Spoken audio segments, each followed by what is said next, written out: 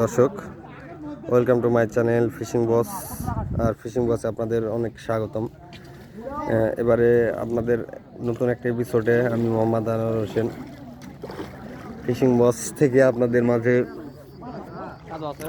দেখতে পাচ্ছেন অনেক ফিশিং ভিডিওর।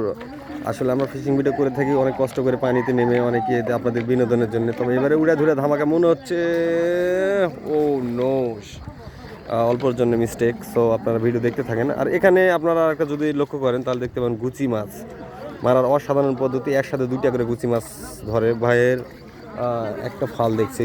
তবে আমি কিছু কিছু ভিডিওতে আপনাদের দেখিয়েছিলাম যে 2টা করে একসাথে 2টা করে গুচি মাছ পাওয়া যায়।